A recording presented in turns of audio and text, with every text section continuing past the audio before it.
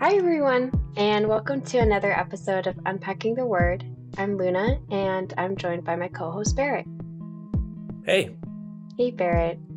This is the podcast where we dive deeper into what it means to live in an ethnocidal society and how we can combat that by creating sustainable culture.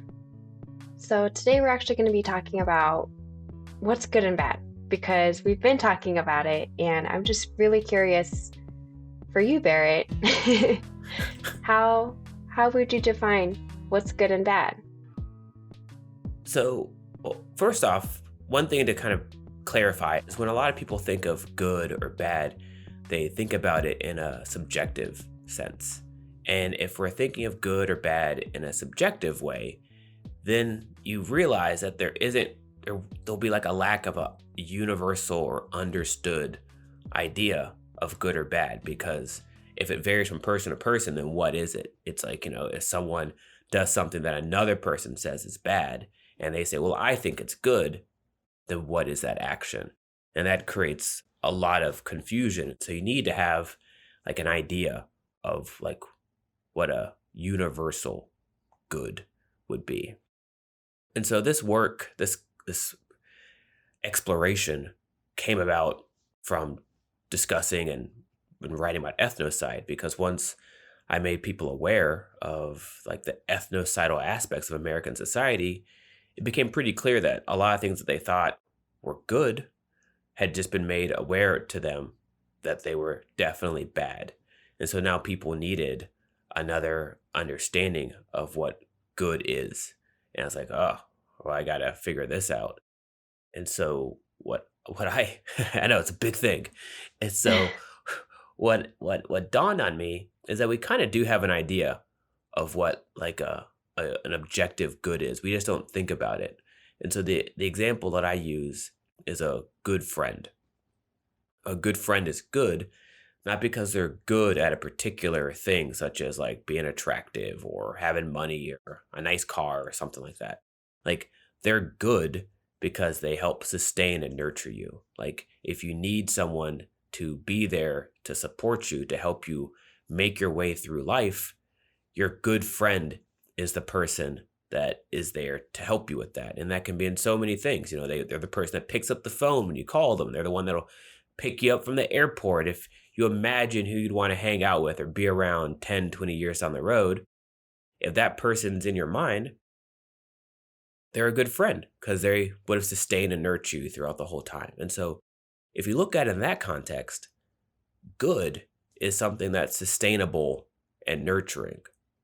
A bad friend could have all these good things. They could be rich or attractive or, get great tickets to athletic events or something, But arguably, that is a good friend thing, but go on. Go on. But if that person like doesn't actually nurture you or help sustain you as a person, like they introduce you, they do bad stuff that, maybe you drink too much alcohol when you're around them, or, they bring out the worst in you, or maybe that you do drugs or stuff that clearly isn't going to sustain and nurture your body and your existence. That person's not a good friend. And it's easy to imagine that like 10 years down the road, you won't be around that person. Mm-hmm. And so like good is sustainable and nurturing. Bad is unsustainable, not nurturing. And that's a way to look about an objective understanding of good or bad in like a lived experiential way, in an objective way, not something subjective. But what I will also say is like, since we're all different people, what a good friend may provide for me may be slightly different than what a good friend provides for somebody else, even though like the philosophy that like underpins good is still the same. Like for example, one of my real good friends, we both love soccer. And so one of the things that we do, in addition to like the basic good friend stuff, is like we'll go kick the soccer ball, or we'll be on the same soccer team. Like that's something that like sustains and nurtures me. That won't be a thing that somebody else's good friend will need to do, but the philosophy as to like why we engage in those actions and why some other good friend relationship they engage in completely different actions is the same, you know? Mm. So I appreciate that you gave the example of what a good friend looks like and means for you, right? Because I mean, so often too, like we think of good friends as people who are growing alongside you, right? Or people who do nice things for you or with you. But I really like the idea that it's, are they sustaining and nurturing your relationship, your friendship, and also you as a person? And in return, like, are you also doing that with them too? I like that idea of, yeah, of a good friend. Like I'll say, so this is, and one thing that's really neat about good friends is sometimes you have a good friend and you just don't need to talk to them. You know, like Yeah, one of my best friends from childhood, he's a great friend, but our lives have gone in like different trajectories. We don't live in the same city. We don't talk on the phone that often, but if we're ever in the same city, we're going to hang out, you know? And there's like an effort that's required to sustain it. Like it's not a passive thing. I think a lot of how the US projects existence is very passive, where like you're mm, we're like you're good friends. And this is how I viewed a lot of my friends growing up, not like in a malicious way, but this was just like the tone of how friendship was articulated was that it was just like proximity. It's like you're yeah, around these people. And so you're going to be friends with them. They live down the street. You're going to be friends with them. You go to school with you. You're right. going to be friends with them. And sometimes there'd be a person that was like always part of the friend group. And that person was just like a jerk. It was just like no one likes the person. They're always in the group because then, you know, because like the narrative is like you're all in the same space. So you're friends. Be friends. You live next door. Be friends. And it's like that doesn't make any sense. Like I get to choose who I'm hanging out with. Ideally, yes. Yeah. Like see that's the thing. It shouldn't be ideally. You know, like when you're Mm, younger, clearly like it's your parents' job to try to like put you in as socialize nurturing, you. yeah, and Yeah. nurturing environments, all that kind of stuff. I get it. Like you have less agency. Not because you like, your parents are bad, you're just developing. And at a certain point, your task is to go out into the world and do that on your own so that then one day down the road, if you have children, you can then teach them how to do it again. And then the cycle continues Right. in perpetuity. And that becomes like a sustainable, nurturing thing. Like that's the idea. But if the idea is you just have friends and they're good because they live close to you, what's that mean? So like, does that mean if I move away, we're not friends? Like, and if that means if I move to someplace else, does that mean that the people that I have chosen to live next to because I just, this was affordable, like those are my new friends? Right. Or does it mean that you're a bad friend, that you talk less than you used to? Now that you live further away, it's harder to see each other, it's harder to link up. Does that mean you're a bad friend? And not necessarily, right? Because it's Right. about, are you sustaining the relationship? Are you sustaining each other? Are you nurturing each other? Totally. And so like good is sustainable and a sustainable thing is nurturing something. Like that's how things stay alive. Like you nurture it. Another good way to think about good is good food. Like there Mm, so like we all know fruits and vegetables are good for you. We also know that like since they're not loaded with sugar, they might not taste as good as other food that's not as healthy. Now, if good was just subjective and didn't have any kind of like connection to sustaining or nurturing human existence, we'd have no capacity to argue why eating a bunch of candy bars that taste delicious is bad yeah, and not eating vegetables which you don't think taste delicious is, like a good thing. You know what I mean? Like we wouldn't be able to say it. The reason we can distinguish between bad food that tastes good and good food that may not taste as great as sugar-loaded stuff. One is Or deep good, fried stuff. or deep fried stuff. Yeah. The reason why one is good is because it sustains and nurtures you. If you eat this stuff, there's a higher likelihood that you'll live a longer, healthier life. That's why it's good. And so there's an objective good, but like even with food, like that objective good doesn't mean that there's something wrong with you if you don't like the taste of a particular type of thing. Like I don't like the taste of bananas. That doesn't mean I think bananas are bad. Just they don't adhere to my palate. So if I'm going to eat something healthy, like a healthy fruit, I'm going to eat another one, like an orange that I love. I know that's healthy. I'll eat it. It's sustainable, just as good. So there's that like balance of objective and like subjective, but it works because there's a clear philosophy of good that underpins it. Yeah. Okay, so we've talked about friends, like good friends, bad friends. Mm-hmm. Good food, bad food. Let's talk about like work. What's good work and bad work? And I'm asking this because I feel like sometimes when I'm reading headlines, I'm categorizing, okay, that's bad work and that's good work. You know what I mean? Uh-huh. Especially with the quiet quitting news, like in the workplace, employees, employers. In my mind, sometimes I just kind of categorize this is good, this is bad. This is when things are good, I feel content or I kind of dismiss it. That's how I feel Okay. about it. But when I hear that things are bad, I get angry. And I feel, different types of ways about it, right? I'm upset. I'm like, why is this happening? Why is this injustice continuing? Like, why are people just bad people? And why do people do bad things, especially in regards to like work and the workplace? So how would you describe good work and bad work? Okay. All right. So I'd say a key thing, and I think this is a problem throughout like Western civilization as a whole. So it's not like America, but just like a Westernized view of the world. And this problem with like the Western world and their concept of good, I think Thomas Jefferson sums it up because he says the pursuit of happiness.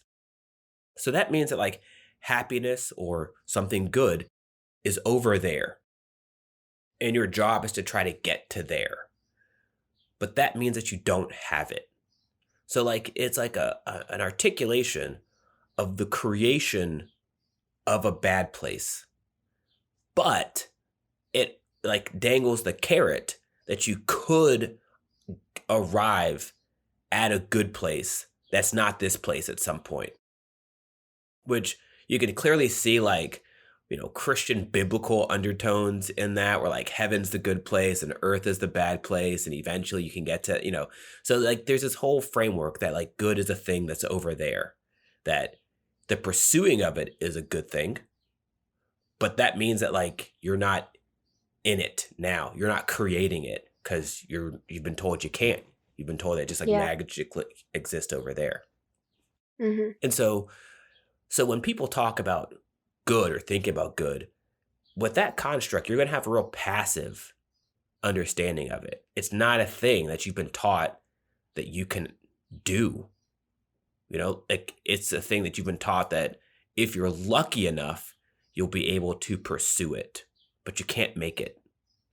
And so I think that's why when you read stuff in the news that's good, that iteration of good that you read is a real passive thing. It's like, oh, cool, good thing happened, great. But like, there's not like an action, And then if something bad happens, you're gonna get mad because when something bad happens, like it's catastrophic. Like someone gets Yeah. fired, and like you can feel how horrible that is because you can see it. But the good thing, there's no action associated. It's just like a feeling about a thing that like exists over there that maybe you'll get it at some point, but like you can't make it. So like there's not an action that you can do to feel empowered. And I think Mm-hmm. that's like how the West has structured the whole thing, which is just like astronomically problematic. Like Yeah, whole another level. absolutely. Just so many levels of bad. Uh, and bad in that, like, there's no way in the long term that can be sustainable. Exactly. Like, there's like, you know, if you're thinking like how long you want a civilization to exist without like, destroying itself and everything around it, there's no way it should be able to exist for a long time, like 500 years, 1,000 years, without people believing they can create good. Like, there's just no Yeah. way. There's just and there just can't be. And Hmm. so when it comes to like good work, bad work, one of the key things, and this is a weird thing to acknowledge, but like businesses don't last as long as people. So, like a business, its structure, its way of life, how it's going to exist, like if it exists for 20 years, super exciting. Like that's a big deal. Where you'll imagine. And then the thing that's also for these businesses as they get bigger and bigger, what they keep on trying to do is, they start buying other businesses and eventually become a monopoly. And so, but we know that once they become a monopoly, that'd be problematic for society as a whole because there won't be competition, prices, all the sorts of stuff will happen. And so like businesses aren't supposed to like continuously grow, because if they keep on doing what they're supposed to do, we know that the end goal is something that's bad for society. Yeah. So like they can't last that long. Hmm. So a business is not going to have a structure that focuses on sustaining and nurturing people. Not that they're going to be malicious. It's not that they're going to try to harm people, but they're going to be thinking about how to survive this year, the next year, 3 years down the road, 10 years, whatever. A person is going to be thinking about how to survive for the next 40, 50 years. Like once you become an Yeah. adult and you're like 25, if you're only thinking about your life until you're 35, that's a problem, Like Right. like like people start having anxiety about like what they're going to be able to do, just the idea of like wanting to have kids. Like people start thinking about having kids in their late 20s, 30s and stuff like that. That thought is a lifelong commitment. Like you're already thinking about doing something for 50 years. So what a person's going to think is nurturing and sustainable is going to be something that will hopefully nurture and sustain them for 50 years, 60 years. A company can't think like that. A company's going to be thinking of stuff to survive every year, 6 months, 2 years. And so they're definitely going to come up with concepts that won't be nurturing and sustainable in the long run. Yeah. That's not because they're trying to be mean. That's not because they don't care about their employees or anything like that. They just have to care about surviving as an entity. And that is going to come before worrying about whether this person is going to be a great mom or dad 15 years down the road. Like that's just not going to be in their interests. And that's why it becomes really easy for these jobs to be very toxic because, we got to survive today. And if you're not doing what we need you to do right now, this moment, see you later. We'll find somebody else, and that can create that toxicity because as a human being, what's good for you is thinking big picture. It's going to be thinking about, 40 years. What's good for them? Exactly. What's good for them is going to be thinking about stuff over like fiscal years. Exactly. There's going to be parts where they overlap, but philosophically, they're just not the same. And so that's Right. why, so these people that are saying that they're quietly quitting, they're saying, if I function like this Hmm. for the foreseeable future, I'm done. I won't be able to do all the things that are part of life that exist beyond this company. So I got to like slow down. I got to stop taking those phone calls. I got to make sure that they ain't talking to me after work hours. I got to create this line because I have to think over the next 40, 50 years. they frankly can't. Like they're just not going to. And if they're a company that's around for that long, there's a good chance that they've become a monopoly or on the cusp of becoming one, and then their existence will pretty quickly be confirmed, determined to be not as beneficial to society as as they intended to be. So like they can't do it, and so that's why there'll be all these toxic work environments. There are completely different philosophies, different concepts, and so that's why we need strong social safety nets. We need stuff so that if a job does what it's created to do, people have the opportunity, the fluidity to still be like a stable, sustainable, nurturing person in a sustainable, nurturing place, while they're looking for another job or raising their kid or doing something, But Yeah. if the goal is to have everything run like a business, well, we're just going to make everybody short-sighted and probably kind of miserable. What would good work look like then? And I mean, I feel like we've kind of talked about bad work, right? A lot of the times it's if you're running a business, monopolies, um, thinking about just the fiscal year, right? So what does good work look like? How do you put that into practice? So, here we go. Like everyone that's connected to SEL at this point, we're all volunteers. We haven't brought in the dough to make it real work. But what I will say is that like since everyone's a volunteer, I know that anyone can leave at any given moment. Like there's no guarantee that anybody could shoot me an email and be like, "Hey Barrett, stuff happened. I just can't do stuff anymore." And I get it. That's just how it is. There's nothing negative about that. But I try to talk to everybody and structure everything with the plan, the idea that they could be here forever. You know what I mean? Like I know people are going to leave. And if they leave, I hope for the best for where they go next and all that kind of stuff. But like philosophically, the nature of the business is to make it so that theoretically people could do this for as long as humanly possible. We may fall short. There could, at the point where we start, bringing in revenue and we can have it really grow. There could be, a tough year and we have to like downsize or do this, that, the other, and that's a thing that happens. But prior to that happening, everything is like we're having it so that you can stay here, and we'll see if that works.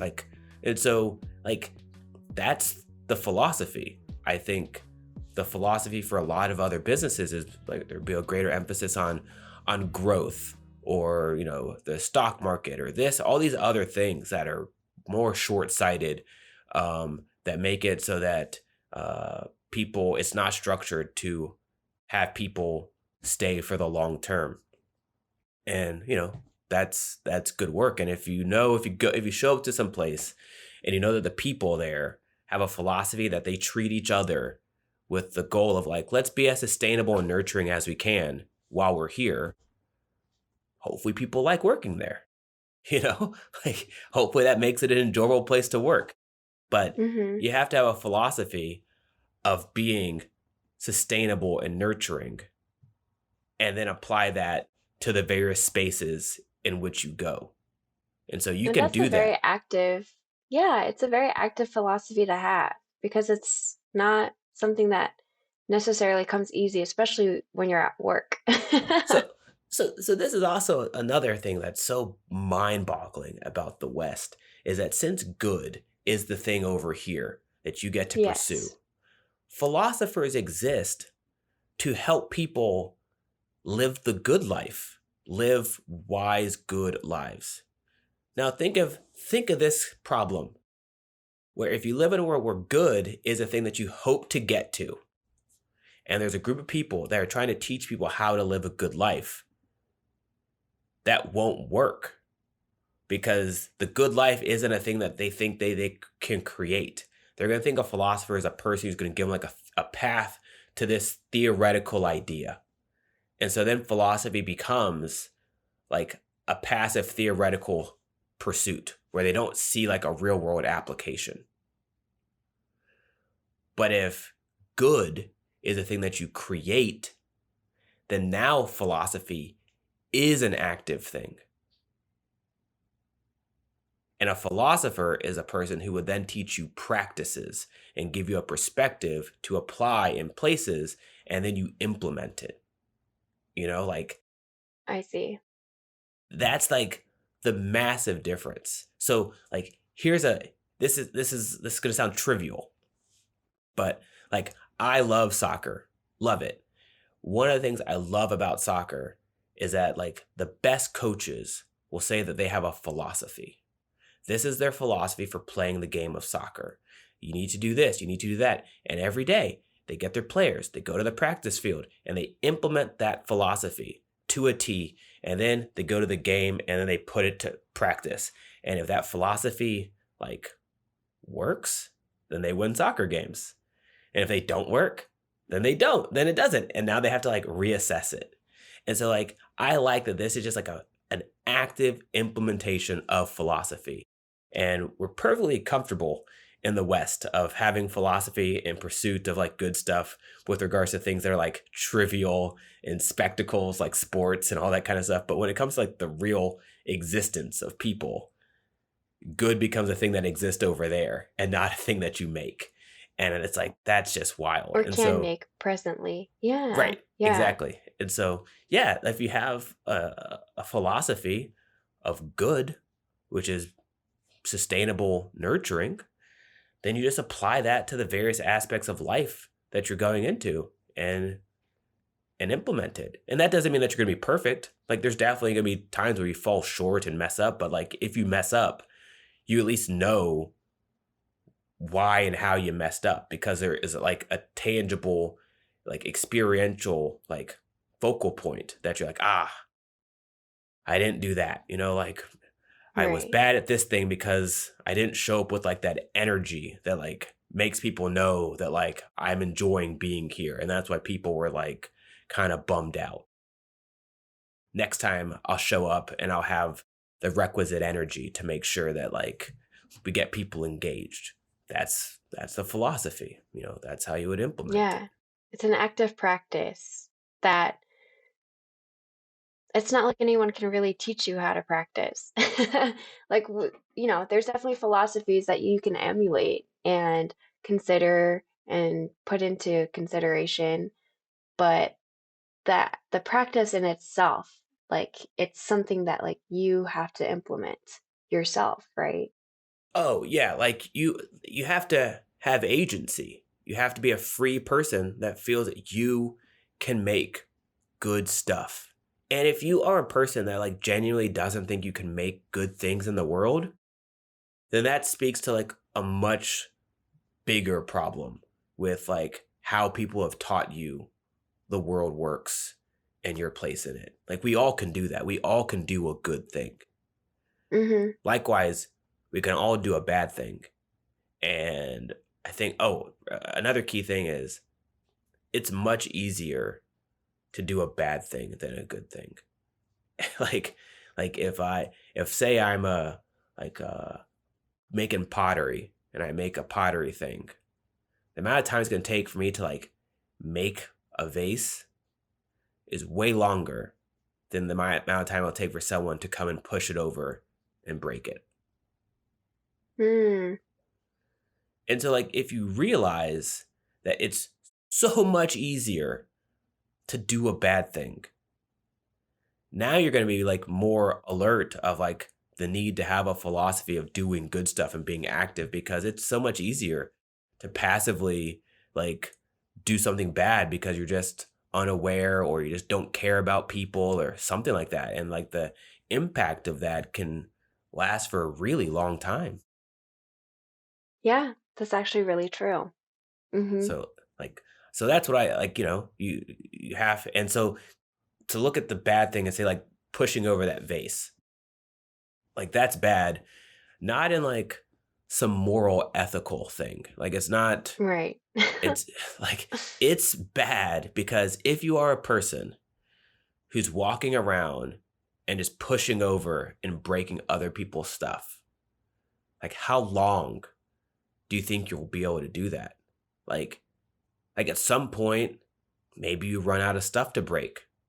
At another point, maybe a lot of people get mad at you and try to do stuff to like prevent you from doing it.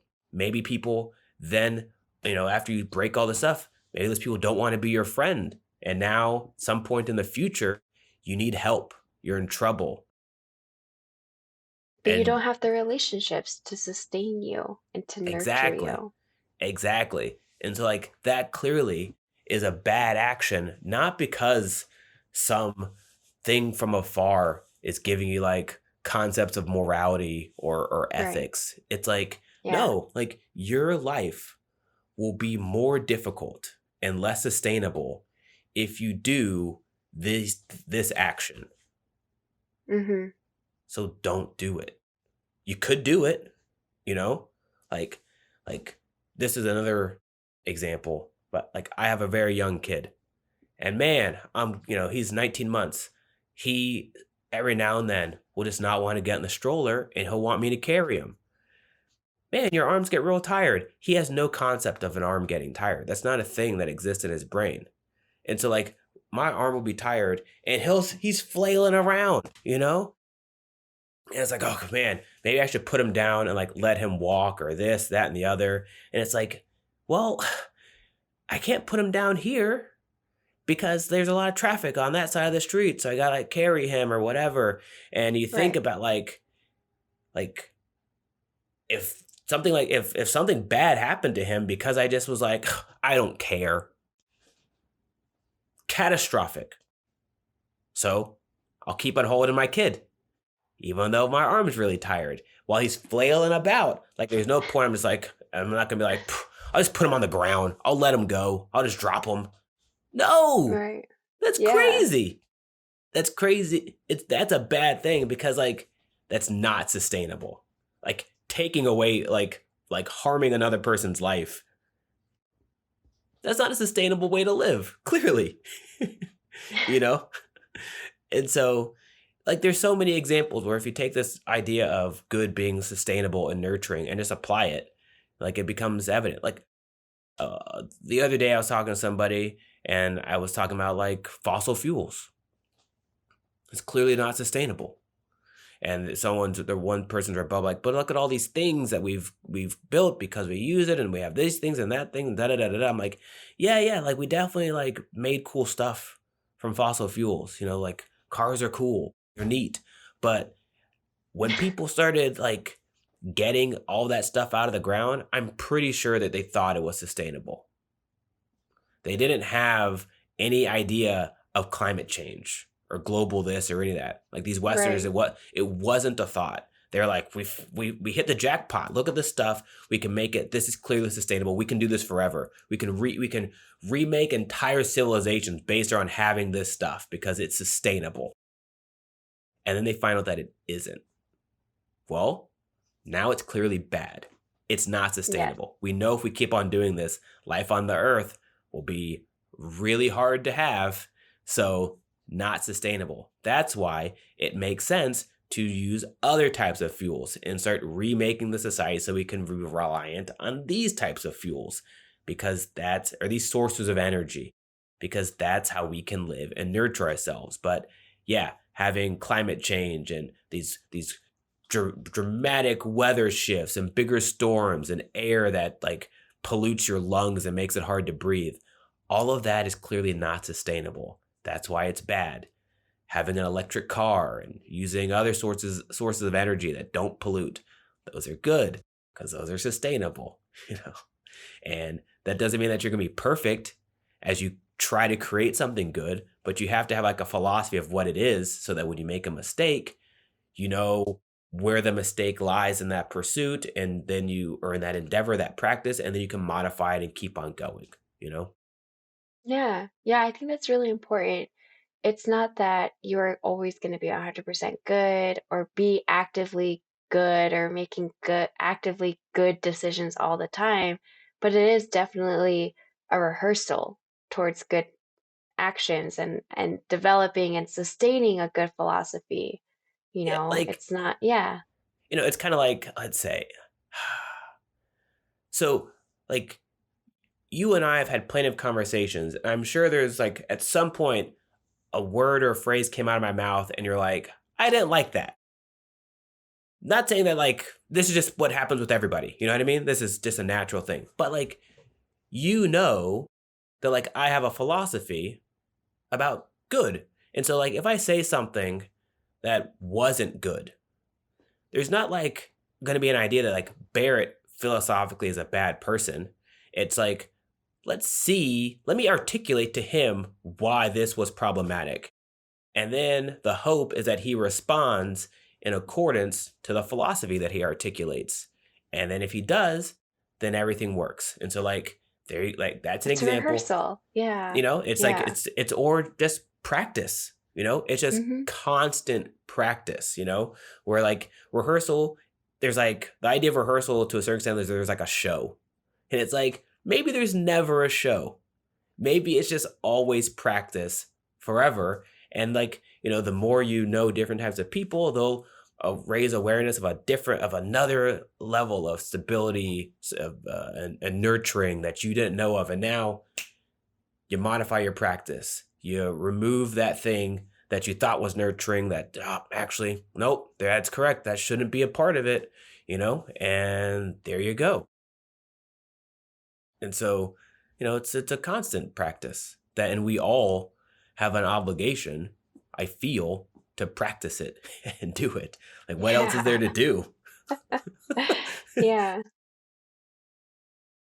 Can I can I actually also introduce like a I just thought of this Okay. because I just heard this as well and I've been hearing it for a really long time. But can I introduce a new segment to the show? Um, Sure. like reconstructing some phrases because something I hear a lot is as we're talking about climate change, devastating impacts of gun violence, ethnocide, and how we live in an ethnocidal society, what I often hear reflected back to me is this is why we can't have nice things. So, Barrett, could you reconstruct the phrase? The reconstruct the phrase this is why we can't have nice things. Yeah, so Oh, that we it's encourage more sustainable language to encourage more sustainable philosophies. so that original phrase, I would say like having is a passive thing, like it's like someone else made it Yeah. and then you just have it. So it'd be more like this is why we can't make nice things, or this is why we haven't Mm. made nice things, I like Uh, that. I like that a lot. and so the key thing to reframe that one is this is why we haven't made nice things. I'd say the thing that we clearly are trying to do is like we're trying to make good things. We're practicing the creation of good things. We're making good things. And to make a good thing, you have to have a clarity of what good is as a thing that you like can cultivate and not a thing that is afar that you just have to pursue. Because then just think of that, like that narrative, it's also like the ends justify the means. Like Exactly. Yeah. like That's it's what bothers me the most about that phrase in and hearing it. and like with good stuff, if it's to be sustainable and nurturing, there isn't an end. Mm-hmm. Why would there be an Because it's end? an active practice. It's Yeah, an active exactly. practice. Like the goal is to create Mm-hmm. something that sustains and nurtures forever. Right. So there's no end. Longevity. So Yeah. it's all about the means. It's the philosophy for the means.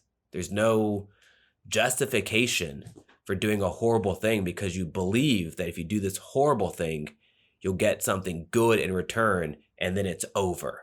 No. No. It's not over. Like it just doesn't make any sense. Like it's just crazy. Like, I'm younger than my parents. What should happen is at some point I'll be alive and they will have like gone to live with the ancestors. I'm still a continuation of my parents, not like a carbon copy, but I look like them. Like there's a continuation. It continues, at some point I won't live on this planet. I have a kid.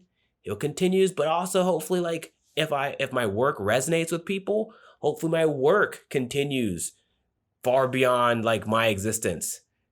Doesn't end. Like I might not be here, but it doesn't end. So this notion that there's an ends, it's crazy.